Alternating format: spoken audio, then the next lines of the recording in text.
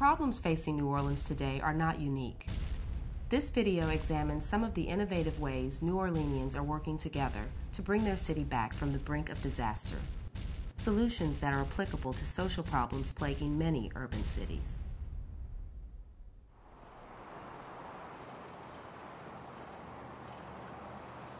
Prior to Hurricane Katrina, the city of New Orleans was grappling with a depressed economy, a corrupt political environment, a broken education system, and the highest murder rate in the country.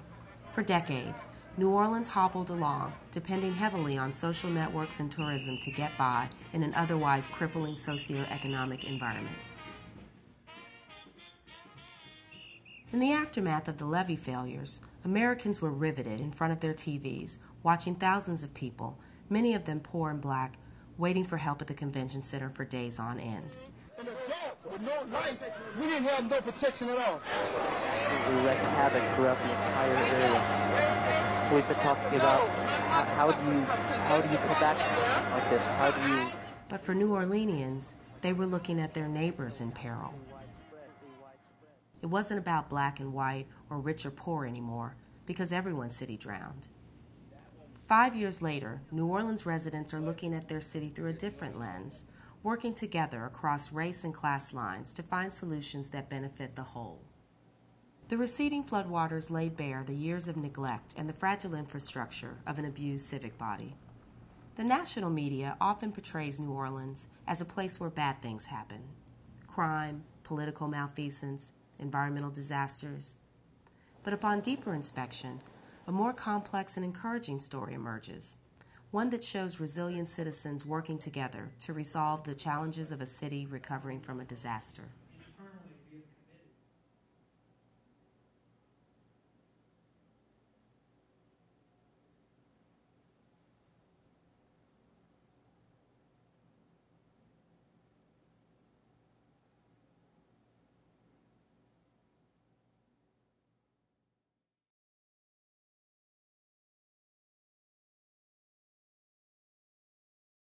Before Katrina, I never thought I'd see Central Americans walking in Central City.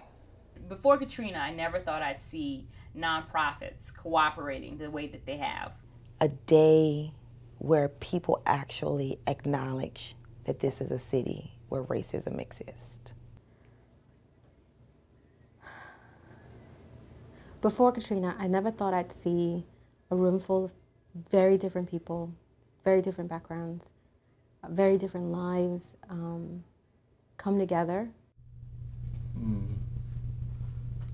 That's a deep question.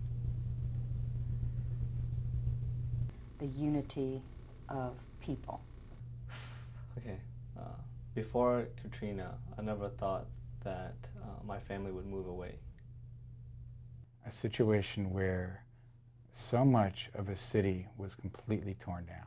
Before Katrina, I never thought I would see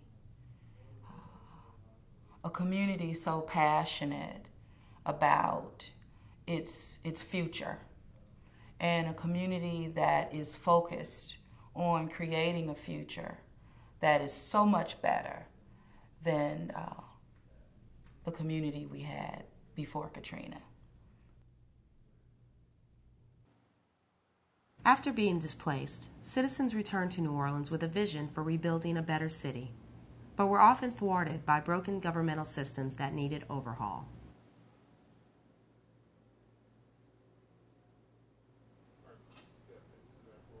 Well, it's a network. It's a membership network. And the whole role that we've always played is to ensure that the community is educated on the project. So you can say that you're here to... NPN means Neighborhoods Partnership Network. Our vision for the city of New Orleans is that every neighborhood is a great place to live. Whereas most urban cities have an office of neighborhoods, that's what we've become unofficially. We are considered to be the outreach service if you want to connect to the community and actually get the word out, as well as get the honest truth, the truth. And that's because neighborhoods trust us, because they created us. NPN was founded in March of 2006, and its birth came out of the necessity for neighborhoods to be connected to the recovery process. Plans began to be formulated, and people were not informed or engaged in that process. It was also during that time there was a group of leaders that had been pulled together by the mayor under the Bring Back New Orleans Commission. Many people were in progress of rebuilding. I was in progress. And then all of a sudden there was a moratorium. I think that might have been when the green dots came out. It appeared in the newspaper. The green dot was it was a recommendation that several neighborhoods not return, and Broadmoor was one of them. So we were told that our houses could be mowed down and we would be turned into somewhat of a drainage park. I began to get all kinds of emails from residents and phone calls about how we were going to stand up against this green dot. And so there was an uprising of the neighborhoods at that time. That motivated and mobilized so many communities. But we were acting in isolation.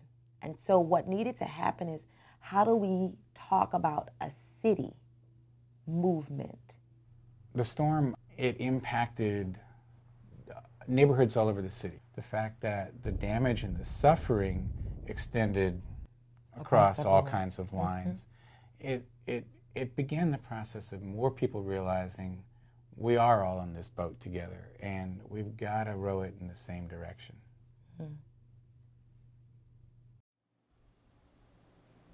Post-flood, New Orleans residents took over responsibility ordinarily assigned to governmental agencies in order to rebuild their lives and communities. Civic leadership began to emerge from neighborhoods like Lakeview Beacon of Hope and Broadmoor Improvement Association, both members of NPN. The Beacon of Hope started in my neighborhood as an effort to get my neighbors back. Lakeview is an area that was perceived to be affluent, and so we didn't get a whole lot of help. Basically, the water did not discriminate against anyone. All of our houses were 100% flooded. I just kind of felt like people were paralyzed by what had happened. And I also knew that government was nothing more than people sitting behind a desk. And many of them were evacuated. And so we would need people to step up. I didn't worry about what the government told me I could not do.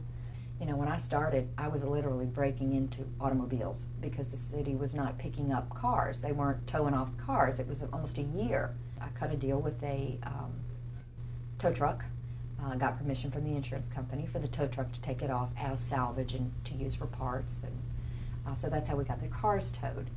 I kind of felt like it was the Wild West. Reaching government at that time was just very difficult. I don't have a lot to add about the enormity of this tragedy and the necessity for every member of Congress to come down and see. Our fire station was devastated. People of Lakeview raised the money.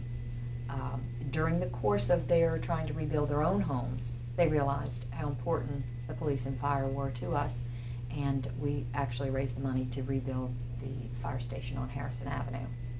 Today we have 16 resource centers throughout the city where we coordinate volunteers and mapping. So I'm pretty proud.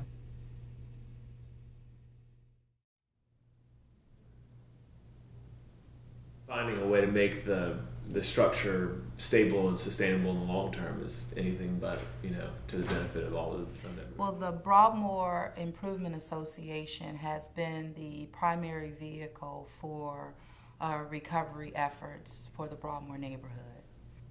Focusing on education and really trying to build partnerships with our public school pre-Katrina was something that the organization was starting to focus on. And so when we think about making and changing and making things better for people in their everyday lives, education was it. In that post-Katrina environment, there were a slate of schools, a number of schools that were going to be reopened. And then there was also another list of schools that were not.